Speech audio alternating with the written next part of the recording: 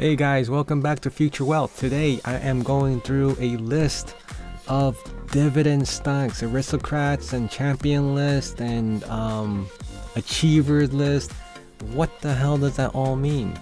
Well, today I sat down with my wife and we spoke about opening up a Roth IRA for her. I have my own and I've been having it, but I've never considered just doing any one or the other. I have a bunch of growth stocks in there, and I have a few stocks that pay out dividends like Coca-Cola and McDonald's, but I never considered doing a full-blown dividend portfolio. And why am I even talking about that? Because I picked up this great book.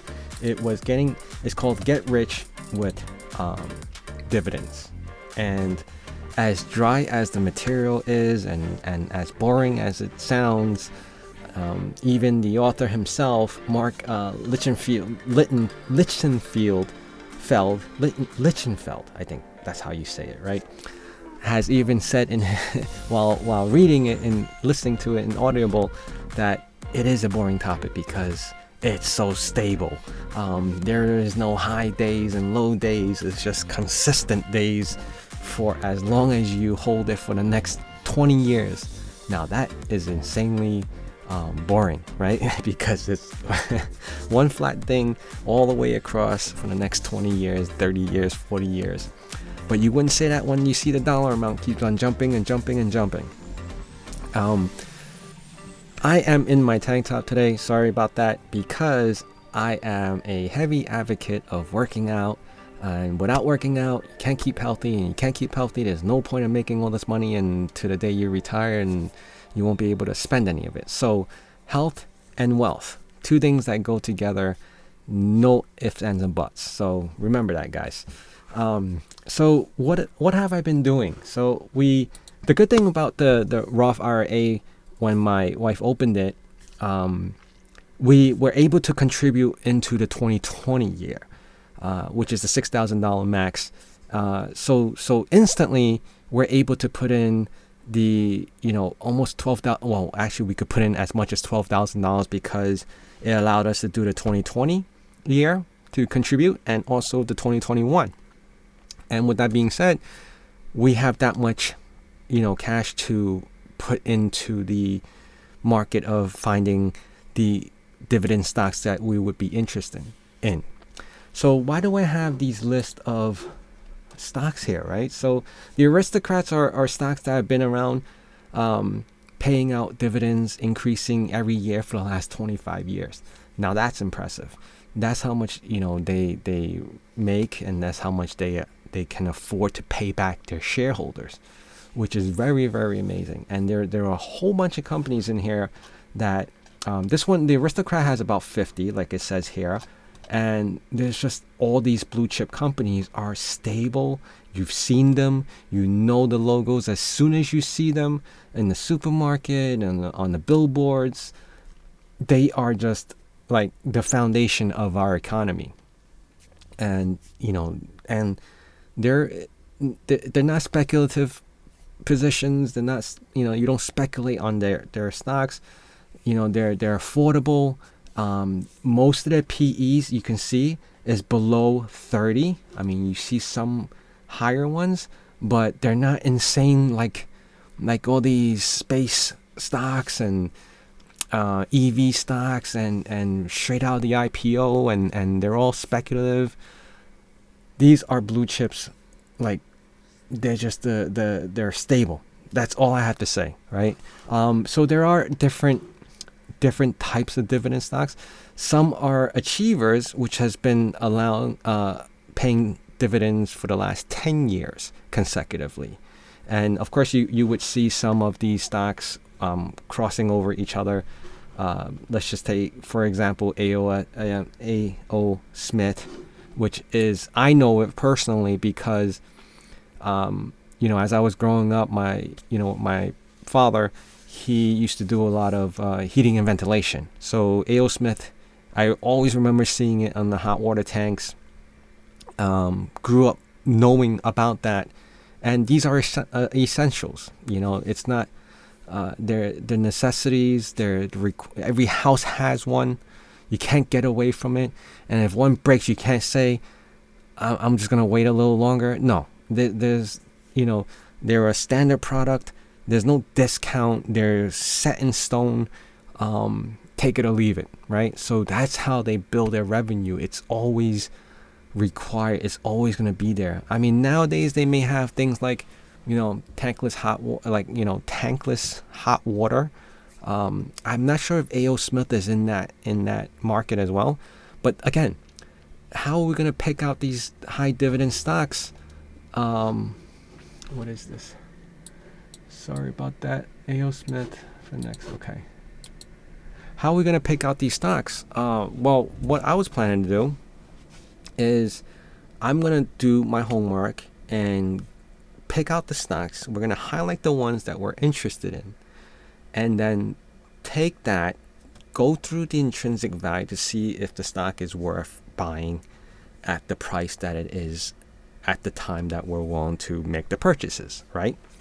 I already did 2, and so far 1 has come back in the below the range of the intrinsic value, and 1 went over. So I will eliminate the ones that are overpriced and just go for the ones that are priced right.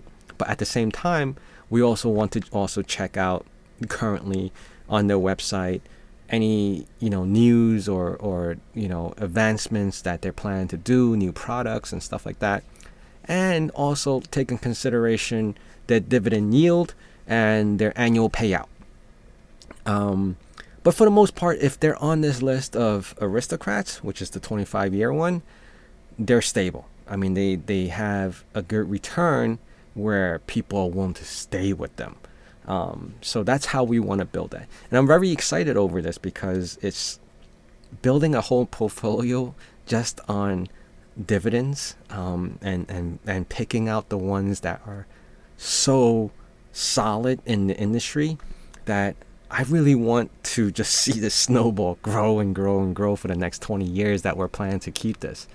So that's definitely something that I'm looking forward to. I know that's 20 years out, but each year we're going to do we're going to circle back to make sure that, just to revisit that the company's doing well, the ones that we chose are okay, and, if it's performing how we're expecting it to perform.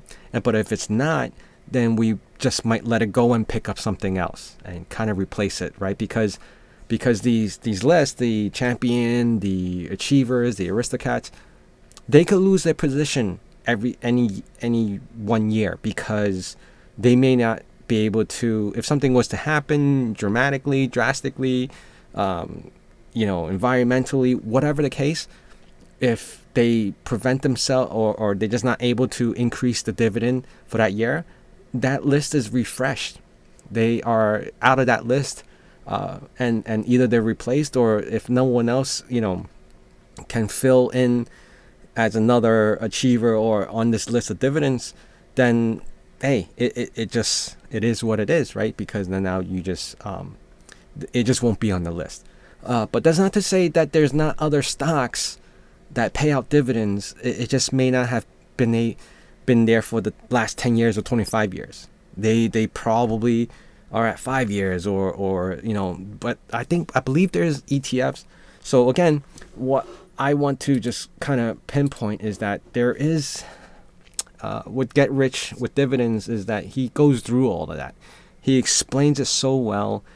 As dull and dry as this topic is, it was very exciting to listen to this because I learned something new.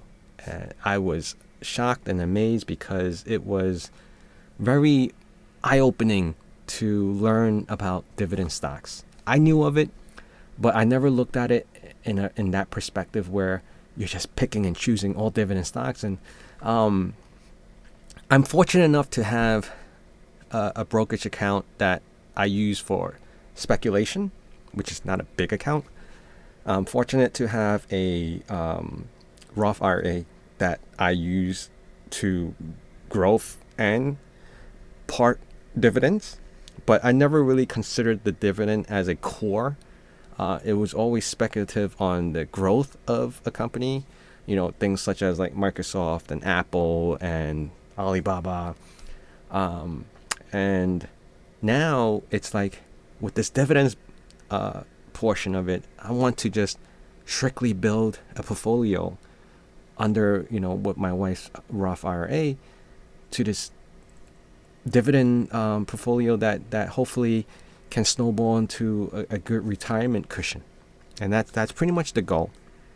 I think it will be fun because I'll get to analyze companies that I would never have considered prior, because I'm looking at this list. And just, Granger, Hormel Foods, I've seen them all before, Pepsi, and, there's a whole bunch of other ones that are here that I never really considered as a stock to purchase. I mean, I know of McDonald's and I bought that, but it wasn't because I bought it for the dividends. It was just because I have kids and we always go there, and who doesn't like McDonald's? So that's why I bought the stock. Is that the reason to buy a stock? Some people do it. I did it. I'm openly admitting that I did that. I didn't look at their financials. I didn't look at their numbers. And one of the reasons why I did McDonald's was because they're in the business of real estate. I love real estate. I do real estate. I make my money from real estate as well. And I understand that. That's in my circle, right? So that was one of the reasons why I bought my McDonald's. Not because they have Happy Meals and they keep my kids happy every time we buy it. Well, maybe that too. But anyway. So Chevron, this is the one that, Warren Buffett just purchased like X amount of billion of dollars, I think, that he threw into Chevron. Chevron has a pretty decent return as far as dividends. Not sure I could find it right off the bat, but, who has not seen this logo? A current dividend annualized of $5.16. And dividend for the 32 consecutive years. So they ran past that 25 years and they're already at 32. They are a staple in the American economy.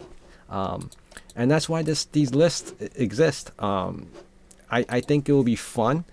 I'm looking at these lists, it's names that we all have seen or known or one way or another affiliate with them because they're that big. So definitely a good time to start considering, dividend stocks because the market is so volatile. It's as bad as the market does, and the book explains that. Get Rich with Dividend explains that through it. During the whole crisis, real estate booms and like crashes and the internet crash and boom, whatever.